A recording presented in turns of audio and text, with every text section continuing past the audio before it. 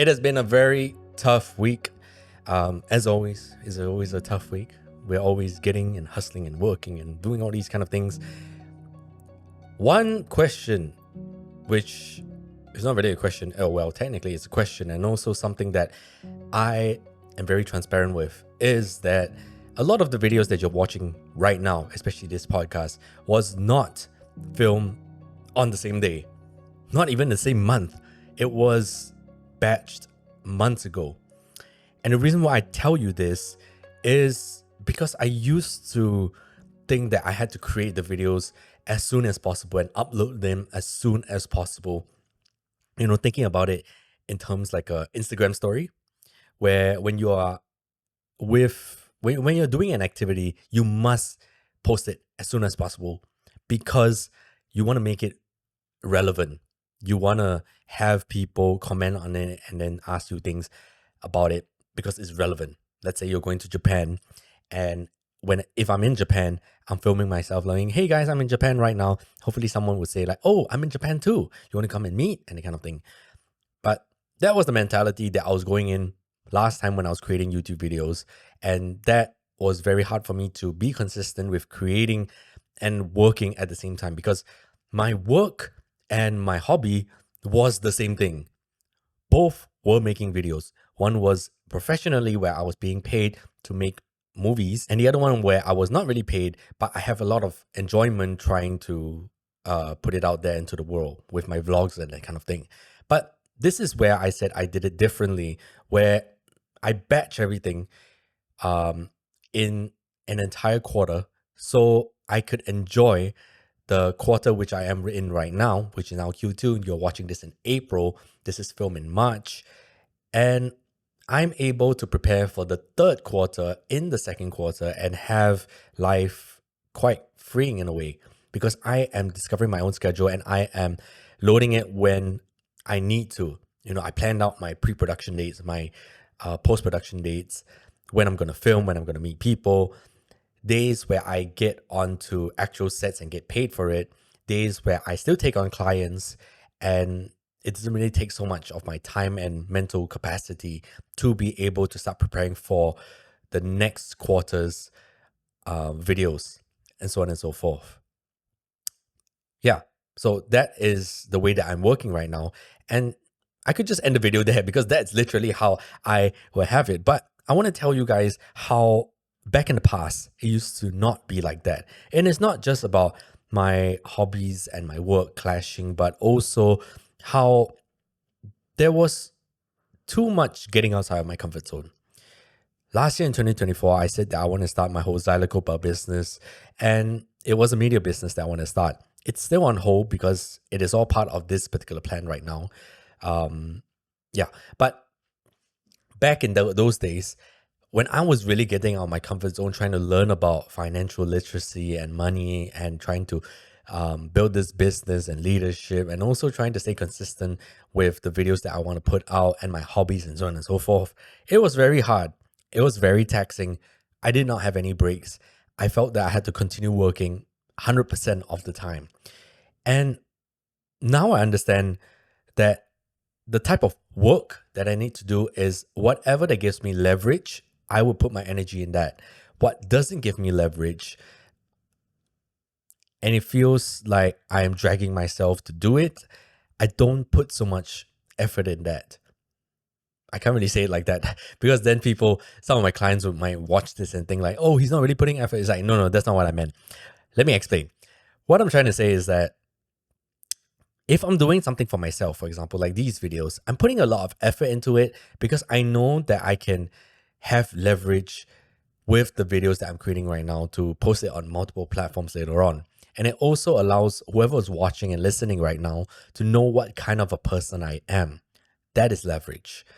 If I'm doing like a behind the scenes video, for example, I'm filming for someone and they're not really paying me, and I'm also not meeting anyone new, that's not really leverage. That's just a volunteer work that I'm just like, paying back a friend or helping out a friend, that kind of thing. But I will still do that kind of things because I feel that it's meaningful to be around people and be inspired with around people who think the same way as you. You know, we're all artsy people in a way. So that's why I don't mind doing that kind of thing. But will I do a lot of that kind of thing? Maybe in the long run, we shall see. Understanding my priorities is very important, which I find has helped me so far in this overall year. So like I said, currently now we're in Q2. I'm filming for Q3. Q3 is when my learning to how to learn channel will be up. So I'm filming for that right now. And how did I get to this point of understanding what my priorities are? Where do I put my energy in and all that kind of things? I look at the overall year, actually, no, not even year. The goals and values which I hold allows me to make decisions on a day-to-day basis, on a decision-to-decision basis on what I want and need to do. What I'm trying to say is that now that I understand myself, what my purpose is, what my life is going to be like, how I want to run my life, where do I want to bring it, I understand that whatever decision I make is a vote that I'm casting to make that thing happen, to make it to closer to the goal, to make it happen. And let me give you an example. I meal prep every single day. I eat kimchi fried rice with frozen chicken. That's it. Every single day. And I'll eat that for 2 meals. And I'll meal prep that, and I'll do that every 3 days, because you can't really keep, cook food for more than 3 days, or at least it'll get bad after like the 4th day. So I'll keep it at 3 days. So the reason why I do that is because I understand the goals of I want to lower my weight. That's number one. The second thing is I am very indecisive. And sometimes when there's too many things to think about, it becomes very confusing for me, and I end up not doing anything. It's very overwhelming. So when I'm indecisive in this part, it's like, all right, since there's no food at home, I'll go out to eat. And when I go to a hawker center, I'm just like, I feel like eating something different. I feel like trying this or trying that. I end up defaulting to the same thing. So I understand myself. It is much easier to just meal prep. So it takes away the mental stress of trying to choose what I want to eat. Also, it takes away the mental stress of, am I staying below my calories? Am I eating enough protein? Am I getting in the meals I'm supposed to? It also satisfies my taste buds, because I talked about this before. I like to take life in ranges. So you look at the bodybuilders, they're doing broccoli, steamed chicken. You look at those people who are counting their calories and in a calorie deficit, eating protein bars and soup and whatever. They're eating a whole range of things because they want the taste. So you're seeing one on the spectrum having very, they care so much about the taste and they care about losing weight. The other side, they don't care so much about the taste. They care about the nutrition value. I am in the middle. I don't mind eating the same thing every single day, as long as it's tasty and something that I like to eat. Because I understand for myself that eating is a routine thing. It is not a luxury in a sense, because I look at the overall goal in my year. I'm not here to be luxurious and eat caviar every single day, probably like once a year if I ever get the chance to. Well, technically I can, but anyway, the main goal is lose weight. And if I'm going to be choosing so many different types of dishes and not, stress eating at so many different dishes, it's best to have something that is consistent and at a hand's reach. So that's why I decide to meal prep and eat the same thing every single day. There are many, many factors that really come into play, but these are the main ones that allows me to pick and choose. But a lot of people look at this and think like, there's not a lot of freedom. You're eating the same thing. Are you crazy? It's like, I eat the same thing also because it allows me not just to have certainty, but allows me to have a freedom of saying, well, I feel I don't want to eat something on the 3rd day. I am just going to double meal on probably the 2nd day, like double meal prep on the 2nd day, and just eat whatever on the 3rd day. And I still lose weight because I'm getting in my runs. I'm still eating above, well, technically, I was just eating my maintenance calories compared to whatever the deficit was. But that's what I mean about understanding the overall goals and life and values that I hold to myself. And it's easy for me to decide on what I want to do. A lot of people I feel kind of don't know that. Not I feel, I've talked to enough people to realize that a lot of people don't have these kind of things. And I wish that we could have this conversation to, learn about each other's what we're kind of doing. And oh my gosh, there might be construction going to be happening soon. So I'm going to wrap this up soon, but I hope you get the gist of it. Understanding your values is determining, firstly, what is most important to you. What do you want to achieve? What are your goals? And with your goals, not really set in stone goals like, those SMART goals and you have to reach them. Oh, I'm going to run a marathon. So I'm going to run a marathon in 30 minutes, for example. That's very impossible. And that is quite insane for the regular person. So you hold yourself to that kind of thing.